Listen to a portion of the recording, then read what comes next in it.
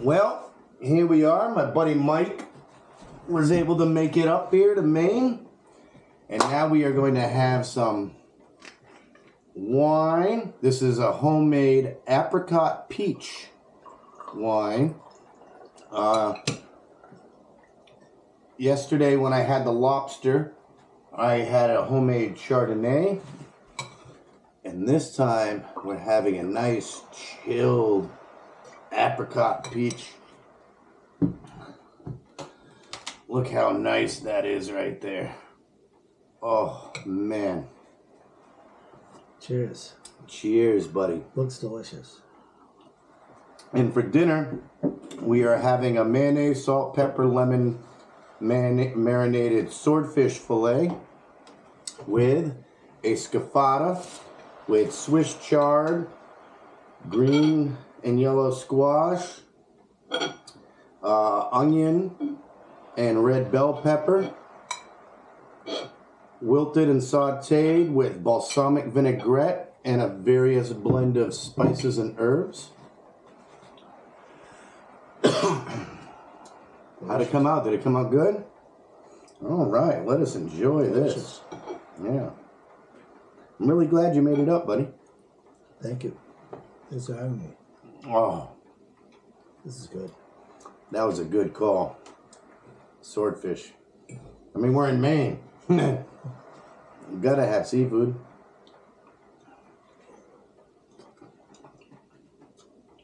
Now the trick for cooking swordfish is to coat it with a mayonnaise. That way when you grill it or fry it up, it doesn't dry out. And it kind of flakes and becomes, oh, it's just so good. And it enhances the flavor. The scaffata is nice.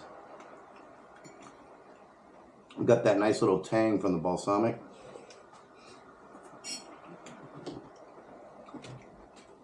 A little bit of lemon juice in there to bring out the vibrancy of the summer squashes.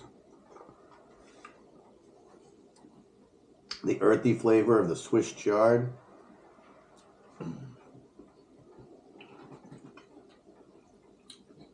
The fresh seafood flavor of the swordfish. It like melts in your mouth. Washed down with a nice frosty glass of, see, mine looks a little cloudy because of the condensation, but you can see on Mike's glass just how clear that apricot peach wine is. It's so good. Nice and sweet.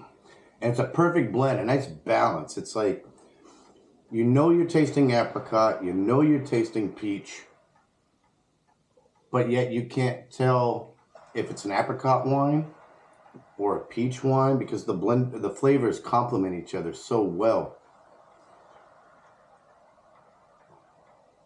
It's like a nice perfect balance.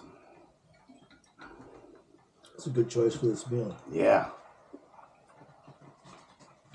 Or that, and it was the only one that was cold. The other ones we would have had to put in the freezer for a little bit. I think the Moscato would have been nice for this too. Oh yeah. Oh yeah, for sure. The Moscato might be really good with the salmon too. Yes, we'll try that tomorrow night. But notice how moist that swordfish is? That's because that mayonnaise locked it in. It's moist and perfectly cooked. When you bite into it, it like ejects moisture, you know, and flavor. And like, look, I'll just hold this very gently. It just flakes that sort. Look at that. Just the weight of the fork flakes it. And another thing with pan searing it with mayonnaise is the mayonnaise kind of, as it heats up, butter will brown and burn. And olive oil adds, especially for a fish like swordfish, a little too much flavor. But the mayonnaise kind of crumble when it starts to overheat. When it gets to where butter would burn, mayonnaise starts to crust up, and it creates these little pan crumbles. So after you pan the swordfish, you take your spoon or spatula and you just sprinkle those crunchy mayonnaise crumbles on top of the swordfish. But yeah, just the weight of the fork. Look at that. Just flakes it. Nice sheen to the fish. Not dry at all.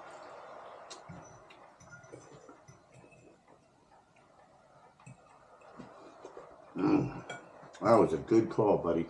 Good call. So how long did it take you to come up here? Like once you were driving? 3.5 hours. 3.5 hours?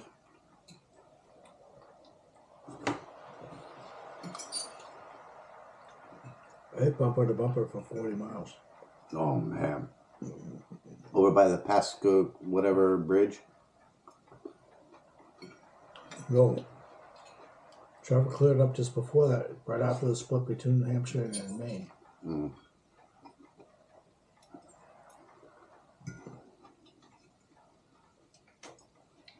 I hit the traffic in Chelmsford and all the way to Haverhill. Oh, yeah. It's usually trafficy there. Yeah.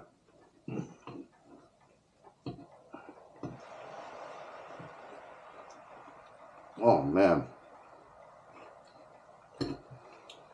This gefilte complements the fish really well.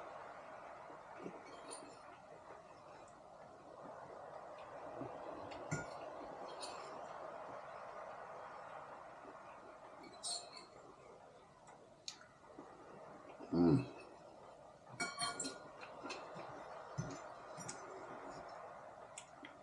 This is fine dining right here.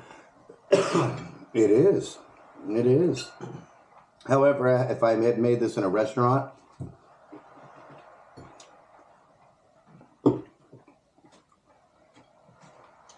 I would have strained out the liquids in the scafata, and I would have placed the swordfish on a clean cloth or paper towel before plating it. That way you don't get those juices.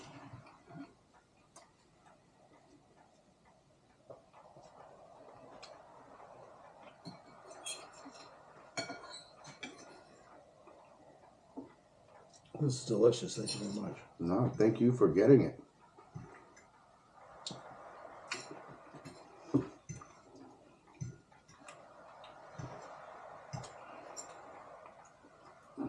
Yeah, he showed up to the house and he had swordfish fillet, steaks, salmon fillets, all the vegetables. He came prepared for a couple days on the beach. You haven't seen the salmon fillets yet, have you? No, but they look huge. Yeah, they're pretty big. But it's the deep red meat sockeye salmon. But Not the regular pink salmon you used to see.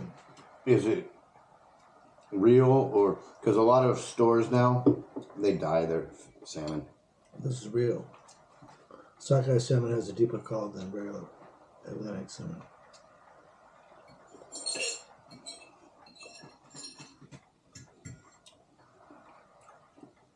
Man.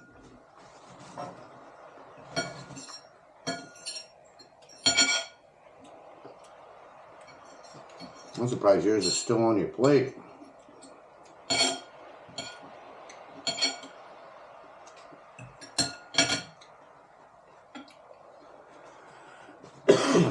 Absolutely delectable. Oh man, it didn't even need any extra salt and pepper.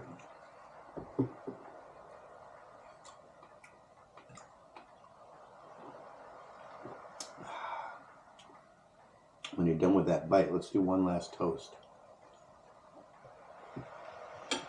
Here's to a couple great days on the beach. Here's in memory of your mom. Thank you. Unfortunately, his mom passed away recently. But I never met her. Well, hold on. We're still doing a toast. You can't drink until we're done. Hold on. I never met her personally, but I met him about a year or so ago. And if he is any representation of her character, through how he was raised, she had to have been an amazing woman. What was her name? Dorothy. Dorothy Tracy? Yes. So here's the Dorothy Tracy.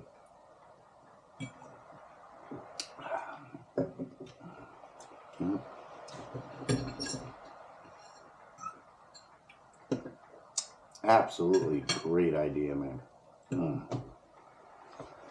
She was the last of 7 girls. The last of 7? 7 girls, 1 boy. And how many of those sisters had kids? They all did. They all did. So you got a big family. They all did, and they all lived into their 90s, well into their 90s. Wow. One of my aunts passed away about 2 weeks before she was going to be 100.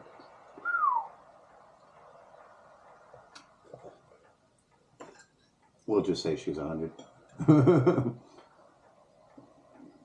But yeah. So thank you for joining us for this fine meal, and we'll see you in the next one.